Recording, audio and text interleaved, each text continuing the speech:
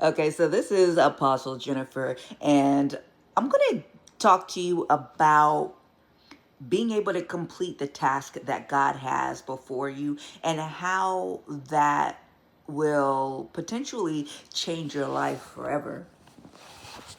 Now, I'm going to talk about how God did this for me through calling me to a marathon back in the day, and then we're going to tie it all together. So it's going to take a minute, but just work with me here. You will be blessed from it. So years and years ago, I was a hot, fiery mess. I mean, I was drinking bottles of vodka daily. I was in the best relationship with the Lord ever in the mornings. I would spend hours with him. But by the night, baby, I would be drinking vodka, eating steaks, hoagie sandwiches, fries, sodas. I would just wake up in a sea of candy wrappers. It was bananas. The Lord called me to a marathon, and I didn't understand why, but He called me to it. So, in my desire to want to obey God, I just thought you were supposed to go out there and run miles. Shortly after, I had just looked up marathon running and saw that actually the way how I was doing it was wrong. That you actually are supposed to start off with like 3 miles and then like one long run at the end of the week, and then building up towards doing maybe at the most 22, 24 miles, and that's like at the end of 12, 16 weeks, depending on where you start. But you never actually run 26.2 miles. They get you to a point where you're building up enough endurance so that by the time you get to the marathon, like your adrenaline will help you be able to, you know, do those last a few miles. So turns out the plan that I had was wrong. So I started doing that plan. And while I was running, I want you to pay attention to all of these things that I had to change. My only goal, mind you, was to complete the task that God gave me, the marathon. Shortly after, I realized I had to stop drinking. Running for like a half hour, an hour, and the heat hung over was a nightmare. So if I wanted to do the task, I had to stop drinking. After that, I realized that my stomach was so heavy. I felt lethargic. I just didn't like this feeling of like this big, huge, like heavy brick in my stomach. I needed to eat better. So I changed my diet just so that I could be able to do this marathon training. I also really had to dial in on during that run proper hydration, proper nutrition throughout. Not only did I make changes physically because of this one task, and mind you, I had tried to stop drinking before, tried to start eating better, all of these things, but I could never do it. I always just kept falling short. There was just some strongholds going in my life. But when I took the focus off of that and just started doing the task, all of these other things I realized I had to address in order to be able to complete the one task. And it affected me physically, right? Now, spiritually, the Lord taught me so much. I mean, He taught me how to pray in the Spirit. I will be praying for nations and for things that I definitely didn't have on the forefront of my mind, but it was the Spirit praying through me.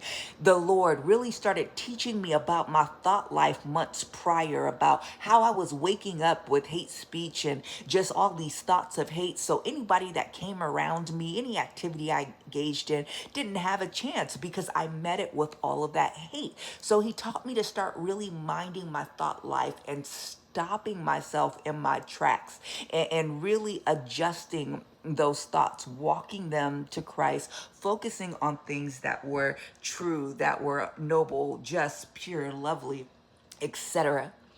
One day, he was just not talking to me during my run, and I couldn't understand why. Hours went by. And then finally he said, "Now, did you see your thoughts? Did you hear your thoughts?" And I was like, "Yeah." He was like, "They weren't so dark, were they?" And they weren't.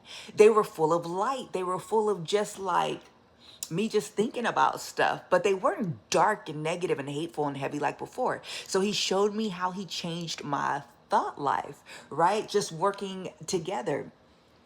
I would be speaking and he would be speaking through me, teaching me about scripture, providing revelation. But what he was doing was teaching me that when you open your mouth and speak, that will be me speaking through you, that I can speak through you. This prepared me for ministry in so many different ways, right? I get in this flow and I just know it's God speaking and not me speaking. I just move out of the way, move out of my flesh and let him take over, and he just goes. Like, there was so much I learned and changed physically, spiritually, this mental fortitude, this emotional change and adjustment. I was bringing my problems to him during these long runs, and he was helping me work through them. My life was changing. People around me, my environments were changing because I was changing. Life was just getting different. And even today, those things that I've learned stay with me. It helped build me for today. I want you to understand the transformation that happened to me through the result of me doing that one task. All the other things that I changed also helped me to be able to do the task. God could be asking you to do something and you don't understand how all of these other things are going to change as a result. If God's asking you to do a 40-day fast, you don't understand the things that it's going to break off of your bloodline, the things that are working against you right now that are going to break off of you, the consecration, you being set apart for the good works of the Lord, you being prepared for what he's going to bring you into, you coming in to alignment with him, what he's going to show you, what he's going to teach you and reveal to you in that time as the flesh is dying and you're just gaining more intimacy with him. In the midst of it, he may be asking you, okay, I need you to pray more. I need you to read scripture more. I need you to worship more. I need you to do these things that you've never done before. And all of those things are going to help you do the fast. You see, when I started that marathon day one, I couldn't do 26 miles. I couldn't focus on doing 8, 10, 12, 15. I just had to focus on the task for the day, which was 3 miles or 4 miles or 5 miles. And then I was in no condition to do 26 miles. Me being hungover and having all this nasty foods in my system, and I was in no shape. But over time, I got in shape. Over time, God showed me the things that I needed to do that would help me be able to do the task that he called me to do.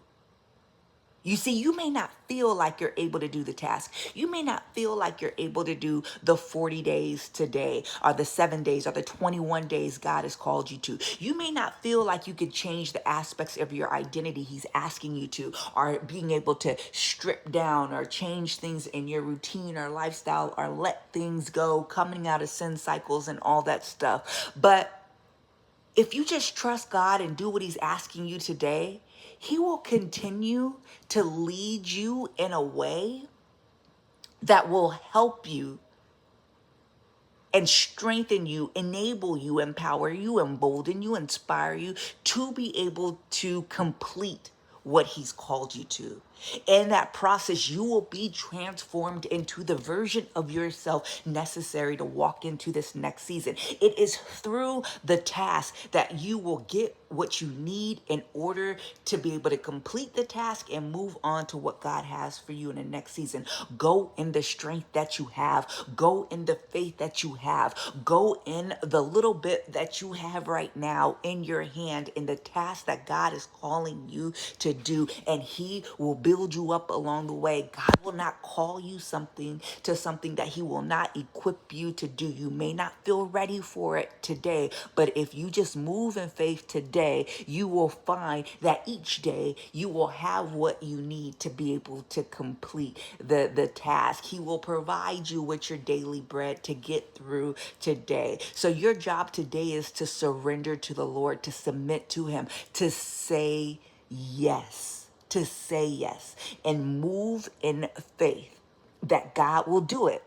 See, it's not a matter of whether you can or whether you can't do it. I want you to think about the story of Elijah. Elijah told the king Ahab, he says, go to a certain place, right? Because he was wanting the Ahab to be able to not get caught up in the rain that he was calling down from heaven. So he says, go. Elijah was able to outrun the king that was in chariots. Why? Because the Spirit of the Lord came over him. He didn't do it in his flesh. The Spirit of the Lord came over him. Samson was able to defeat more Philistines in his death than he did in his life because the Spirit of the Lord came upon him. When you look throughout the Old Testament, it's a thing of beauty, the things that people were be able to accomplish because the Spirit of the Lord fell on them. You have to say yes to the Lord. Move according to the instruction of the Lord. Let his Spirit fall on you and enable you to do what's required. Don't trust in yourself. Don't trust in your flesh. Don't trust in your understanding, but trust in the one that's called you. Trust him to lead you, to equip you, to make it so that you can complete the challenge, and in that you will be transformed and you will find yourself on the other side in the identity needed to be able to carry you through the next season in your life.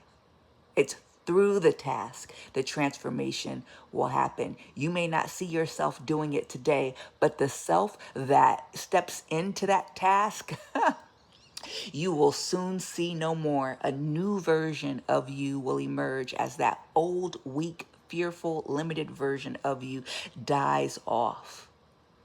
It's that new you that is extracted. It is that new you that comes forth that's needed. Trust the task that God's calling you to do and obey. Talk soon.